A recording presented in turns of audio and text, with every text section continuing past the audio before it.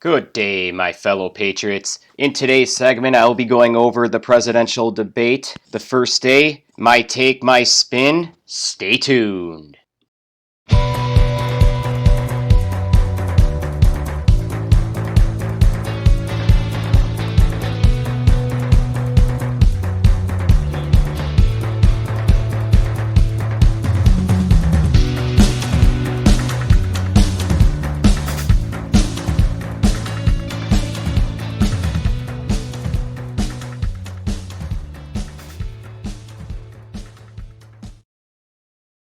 As we saw, this format doesn't really allow any type of rebuttal process, any type of natural debate flow. If I'm in a debate, after my opponent makes a point, I'm going to want to argue that point. I'm going to want to spend time picking apart that argument, making my case. Chris Wallace knew Trump was going to be doing this, coming out fast, aggressive, trying to get under Joe Biden's skin. A lot of new Supreme Court justices, radical left. Will you shut up, man? Listen, who is on your list, Joe? His job is to ask the questions. When the candidates gets off course, you veer them back in. And if they answer controversial, you interject with an argument. Not pat one of them on the back and be like, hey, bud, it's okay. I know the questions are hard. I'll help you through it. I'll argue for you. We saw that on numerous occasions. Wallace would jump in and start arguing Trump for Biden. And when Biden had a tough question, Wallace would bail him out and end the segment. And with that, what we were seeing is an exact example when Wallace and Biden teamed up on Trump, demanding he condemn white supremacists. Trump had said at that time exactly that he would give him a group. Well, Wallace gave a vague answer, but Biden jumps in right away with Proud Boys. The Proud Boys are not a white supremacist group. Biden is trying to deflect because he wants everyone to believe Antifa is a myth, a theory, maybe a movement, not any kind of real entity. He even had Chris Wray convinced at one point, used that against Trump during the debate, which, yes, that was true up until the 24th, when Chris Wray has said that Antifa is not a myth. Trump has Antifa and KKK in his Platinum Plan that was released before the debate, stating that he is going to condemn any criminal activity associated to these groups, that they will be held accountable and prosecuted for the crimes in which they commit. If Biden wants us to believe that Antifa is fake, let's hypothetically go down that road. Is he now willing to claim that Black Lives Matter is solely responsible for the detriment in these cities, the damage, the deaths? Is he willing to condemn them? I wonder if Joe Biden is willing to do that. We now have the media and others stating, okay, we're going to claim 7% of these protests are violent, they're not peaceful. But they were saying it was on Antifa, and Joe Biden is saying they're not real. So, all right, Biden, I'm waiting. I'd like to hear you say you condemn Black Lives Matter then, and hold them accountable for this damage. Most of the journalism capturing it, most of the calculations end around June. We know there has been more damage committed in these cities, these poorly ran Democratic cities, past June. Trump brought up another good point, comparing COVID deaths against other countries. The countries we are comparing against are not providing us accurate counts of contraction and death. We don't actually know the exact count of our own deaths in the United States. The CDC has now come out saying that we know for sure 4%, which is roughly 9,500, were for sure solely caused by COVID. The rest were death with COVID and at least 2.3 on average comorbidity. That would mean kidney failure, heart attack, COVID. So we need to reclassify those and understand, is it really COVID in every case? Or was it something else? Then COVID was a contributor, or maybe just something that was kind of around. Those are classifications we do for influenza, which is a SARS virus. We do it with that. I imagine we're going to see counts change. Keep in mind, I'm not saying that even anything outside this 4% couldn't be considered a COVID death. I am not making that claim. I am just stating, do reclassify SARS deaths with other viruses. I just want to keep the playing field even here and have everyone understand why I'm making this comment. Another lie that Biden spun on Trump is he makes this call that Fauci never had any misleading information, never provided any conflicting things about mask mandates, and basically had said Trump is a liar, that he has no proof of this. Well, Biden, you say you follow the science. You tell me, what are you supposed to believe here when the director of the CDC is telling America and his president that we don't need to take this seriously for 2 months, and then you say that that's Trump lying and hiding it from everyone? No, that was Fauci misleading and not understanding at all what he wants to say to anyone. It seems like to me that either one of two things. You clearly have no idea what you're talking about, or you do know what you're talking about and had reasons why you didn't share the correct information. Bottom line, we don't have to worry about this one, right?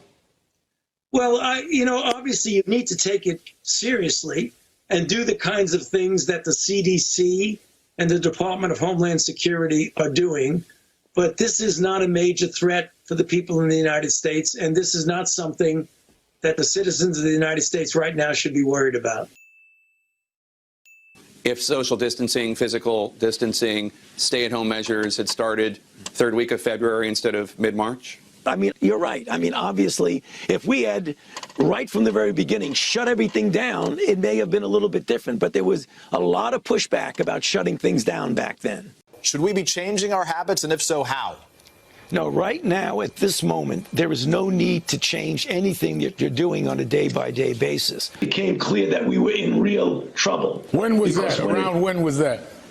Well, that was probably towards the middle to end of January. I don't think this is something that the United States public should be worried or frightened about. I think the risk is very low right now for the United States. It's not clear, but it sounds like our nation's leading expert on the coronavirus actually has no idea what to expect and is just making this up as he goes. Topic today is the issue of pandemic preparedness. If there's one message that I want to leave with you today, based on my experience, and you'll see that in a moment, is that there is no question that there will be a challenge to the coming administration in the arena of infectious diseases, both chronic infectious diseases in the sense of already ongoing disease, and we have certainly a large burden of that, but also there will be a surprise outbreak. Other very interesting takebacks I got from this debate was the military controversy. We have Biden making claims again that Donald Trump called military people losers and other said names. We do know that is not accurate. We do know that's not true. We have multiple sources corroborating that. Sources that don't even like Trump saying that's not true. That's not true. However, we all... And I want you to know, notwithstanding what you may hear about me, I have incredibly good judgment. One, I married Jill. And two, I appointed Johnson to the academy. I just want you to know that. Let's clap for that.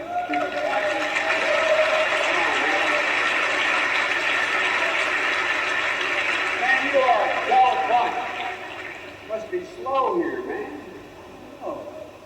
You know, I saw Charlottesville got brought up in the debate. Wallace and Biden both attacked Trump about it. This is nonsense stuff. It's cannon fodder. Been debunked time and time again and continues to be debunked, like Mike Brown. Don't worry about this kind of thing. This is not a setback. I actually saw it as a weakness. If you can't bring anything new to the table, bringing up cannon fodder, it was really a weak performance by Joe Biden. The debate was supposed to see Biden winning.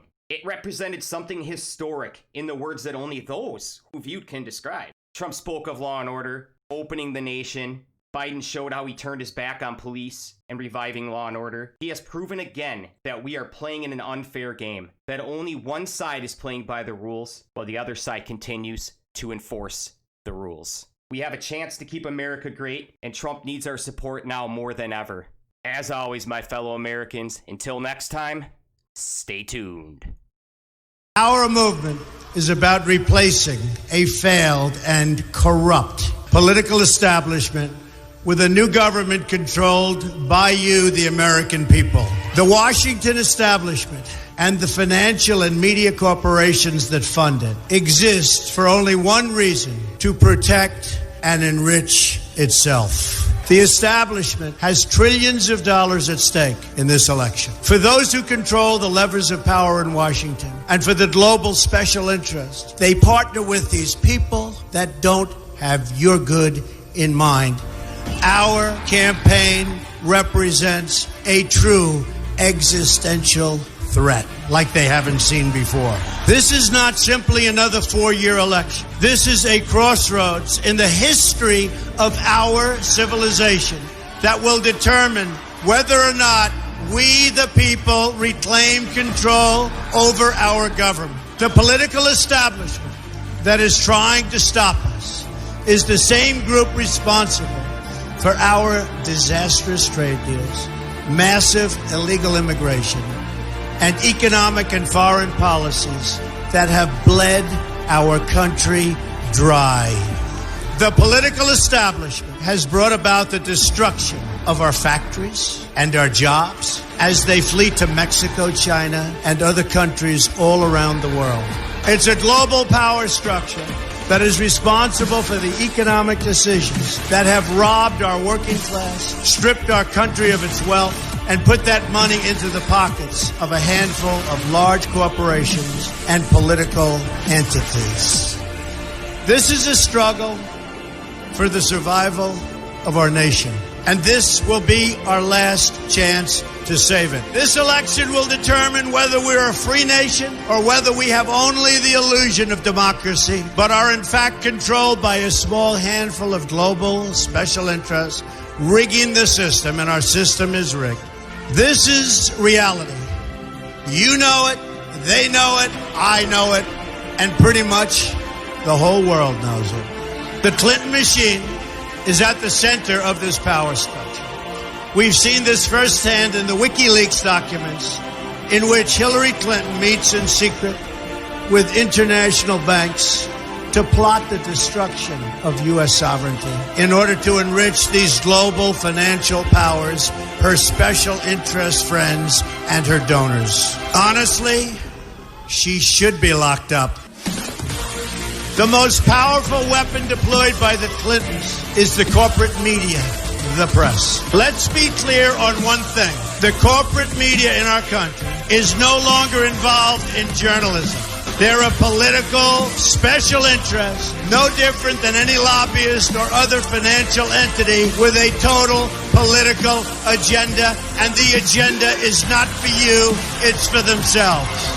Anyone who challenges their control is deemed a sexist, a racist, a xenophobe. They will lie, and then again, they will do worse than that. They will do whatever is necessary. The Clintons are criminals, remember that. This is well documented, and the establishment that protects them has engaged in a massive cover-up of widespread criminal activity at the State Department and the Clinton Foundation in order to keep the Clintons in power.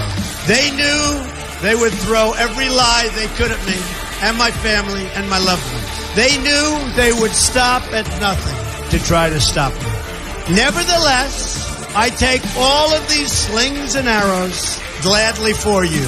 I take them for our movement so that we can have our country back. I knew this day would arrive. It's only a question of when. And I knew the American people would rise above it and vote for the future they deserve. The only thing that can stop this corrupt machine is you. The only force strong enough to save our country is us. The only people brave enough to vote out this corrupt establishment is you, the American people. Our great civilization has come upon a moment of reckoning. I didn't need to do this, folks, believe me. I built a great company, and I had a wonderful life. I could have enjoyed the fruits and benefit of years of successful business deals and businesses for myself and my family, instead of going through this absolute horror show of lies, deceptions, malicious attacks. Who would have thought?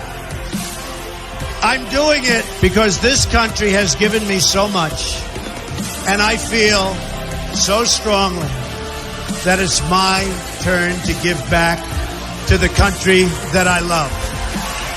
I'm doing this for the people and for the movement, and we will take back this country for you, and we will make America great again.